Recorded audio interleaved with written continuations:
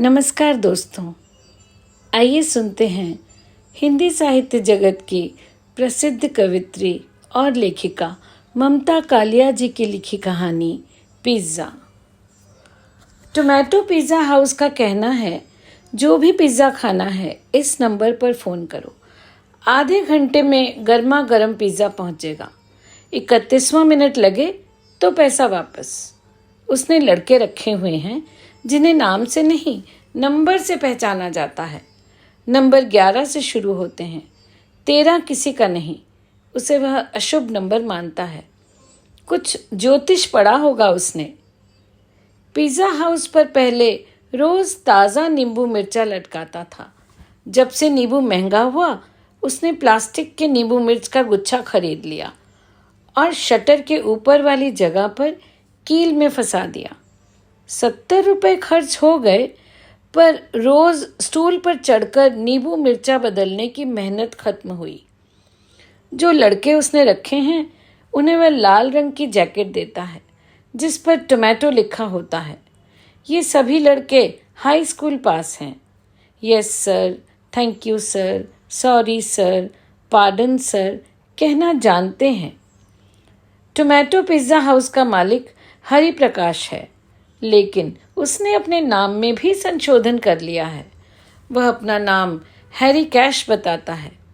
उसकी खासियत है कि उसने किसी भी डिलीवरी बॉय को पक्की नौकरी पर नहीं रखा हुआ है।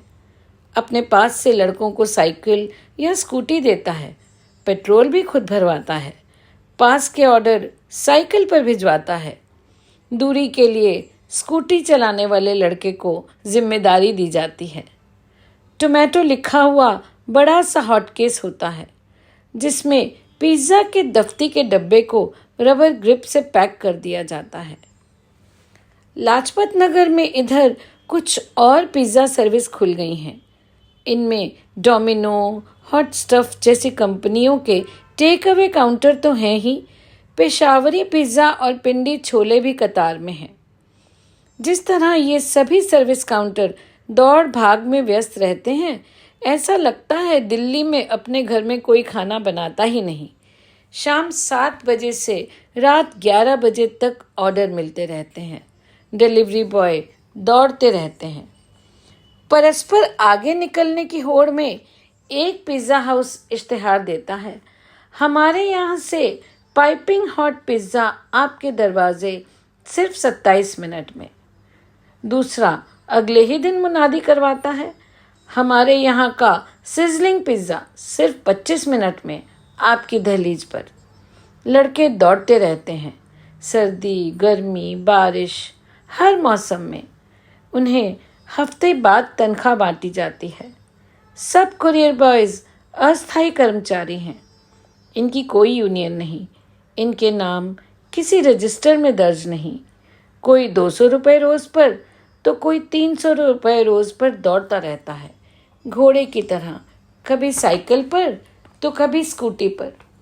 किसी किसी को मोटर बाइक मिलती है जिसके पीछे लंबा सा हॉटकेस जुड़ा रहता है।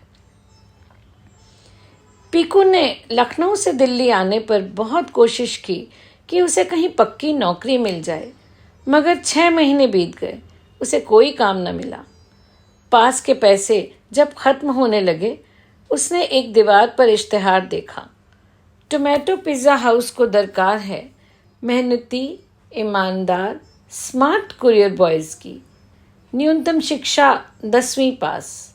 मेहनती कर्मचारी को 300 रुपये रोज़ की आमदनी हो सकती है। पीकू के अंदर उत्साह और उमंग जागी। ठुल्ले बैठे लड़के को 300 रुपये रोज़ खजाने से कम न लगे। उसने सोचा, वह 200 रुपये रोज़ अपने ऊपर खर्च कर भी लेगा तो भी 100 रुपये बचेंगे। टोमेटो पिज़्ज़ा होम का नाम इतना मशहूर था कि उसे ठिकाना ढूंढने में कोई दिक्कत न हुई। वहाँ उस जैसे लड़कों की भीड़ आई हुई थी। भीड़ में 5-6 लड़कियाँ भी काम की आस में आई हुई थीं, मगर हैरी कैश लड़कियों को रखने का झंझट मोल नहीं लेना चाहता था। उसने सबको वापस कर दिया, यह कहकर कि पिज़्ज़ा पहुंचाना खतरे और जिम्मेदारी का काम है, तुमसे नहीं होगा। पीकू की चुस्ती और फुर्ती हैरी को पसंद आई और उसे काम मिल गया। दिल्ली के रास्ते जानने में उसे थोड़ी मेहनत लगी, पर 6 महीने में सब समझ गया। जब सड़क पर ट्रैफिक कम होता तो वह मिनटों में ऑर्डर पहुंचा देता। लाजपत नगर 1, 2, 3, 4, किदवई नगर, ईस्ट ऑफ कैलाश। अब उसे मोटर बाइक वाले ऑर्डर भी दिए जाने लगे। एक बार तो एक बच्चे की सालगिरह की पार्टी के लिए उसने 3 चक्कर लगाकर 75 पिज़्ज़ा डिफेंस कॉलोनी पहुंचाए। डिलीवरी बॉयज़ में होड़ तो थी, मगर ईर्ष्या नहीं थी। सब हालात के मारे हुए थे और इस काम को वरदान मानकर करते जा रहे थे।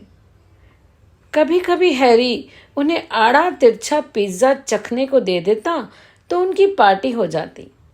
उस दिन खाना बनाने से छुट्टी रहती और वे मस्ती में आ जाते। 4-5 लड़कों ने मिलकर एक कमरा किराए पर ले रखा था। वे फर्श पर बिस्तर लगाकर सो जाते।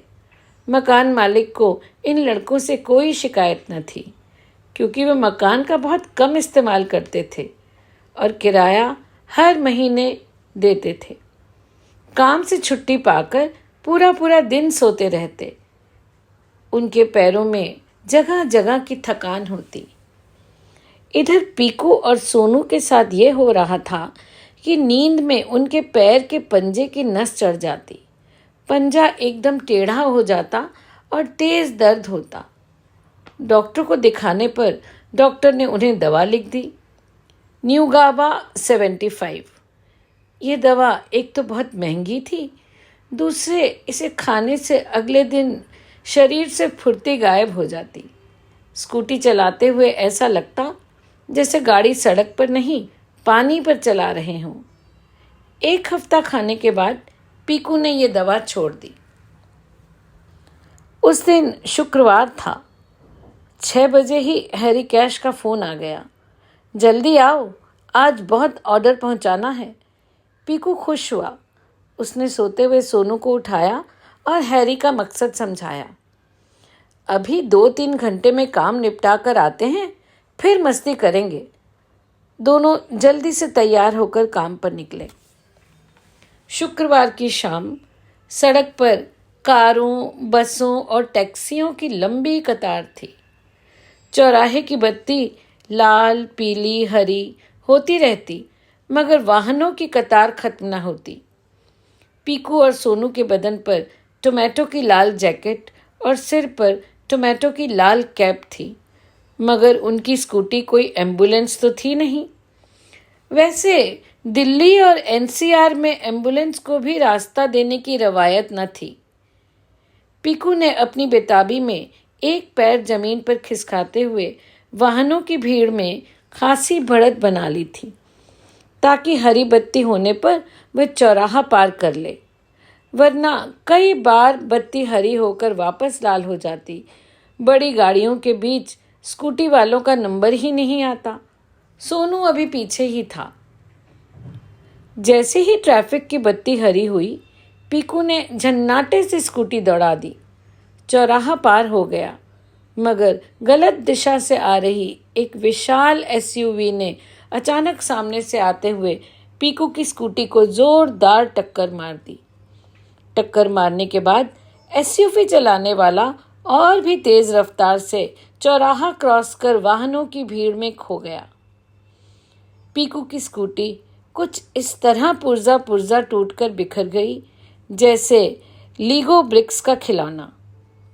1-2 मिनट को उसने होश भी खो दिया, मगर जल्द ही ट्रैफिक सिपाही की फटकार सुनाई पड़ने लगी।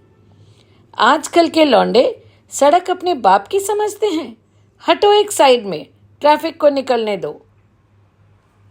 बायां घुटना दर्द से लुंज हो रहा था। पीछे बंधे टोमेटो के हॉटकेस का अता पता नहीं था।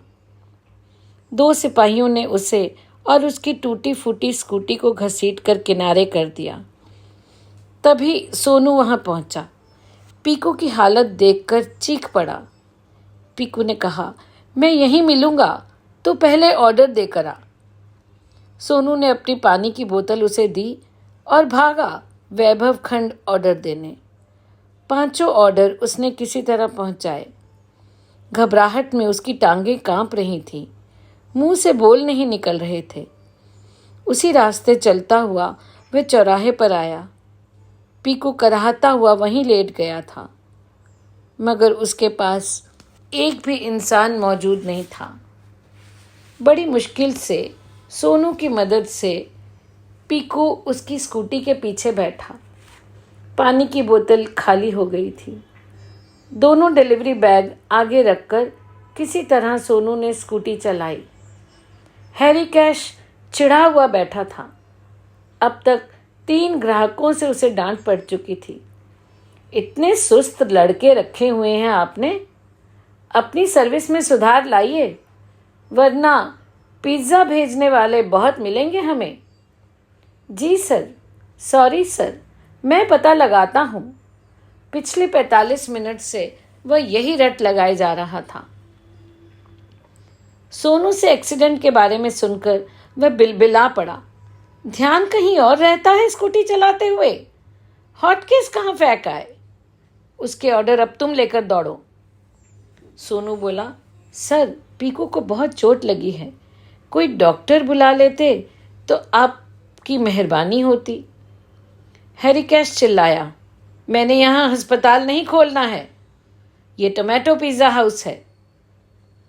हैरी ने 1 मिनट का पॉज दिया, फिर बोला, अच्छा तुम ऑर्डर पूरा करो, इस लड़के को मैं ऑटो से घर भिजवाता हूँ। सोनू लपक कर बगल की दुकान से 1-2 दवा खरीद कर पीकू को देते हुए बोला, घबरा मत, मैं अभी आता हूँ। उसने बोतल में पानी भरकर उसे दिया। पीकू वाले ऑर्डर फिर से तैयार हो गए थे। एक बार फिर सोनू उन्हीं सड़कों पर दौड़ रहा था। पीकू घर पहुंचकर कराहता हुआ पस्त पड़ा था। दवाई लगाने और खाने से कोई आराम नहीं आया।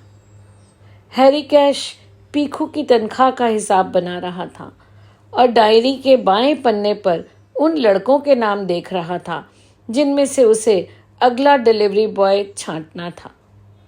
टूटी टांग का घोड़ा उसके अब किसी काम का न था। रात 10:20 पर सोनू अपने काम से फारिग हुआ। हैरी कैश ने उसे एक लिफाफा पकड़ाया और कहा, ये अपने दोस्त पीकू को दे देना, उसका 20 दिन का हिसाब किताब है। सोनू ने बिना कुछ कहे लिफाफा अपनी जेब में रखा और घर की तरफ लपका। पीकू अभी भी कराह रहा था। सोनू ने सुबह के बचे हुए दूध से चाय बनाई और 2 बिस्किट के साथ पीकू को दे दी। पीकू को राहत मिली, मगर घुटने में चिलक बराबर उठ रही थी। लगता है सुबह एक्सरे करवाना पड़ेगा। सोनू का हाथ अपनी जेब पर गया। अरे दोस्त, मालिक ने तुम्हारा हिसाब भेजा है, रख लो, काम आएगा। पीकू ने कोहनी के बल उठकर लिफाफे का पिन खोला। उसमें रुपयों के साथ एक छोटा सा रुक्का था जिसमें लिखा था, अब तुम्हारी सेवाओं की ज़रूरत नहीं है। 20 दिन का हिसाब भेजा जा रहा है, जिसमें आज हुए नुकसान के 1850 रुपये काट लिए गए हैं। Harry cash, tomato pizza house. लिफाफे में कुल 4150 रुपये थे।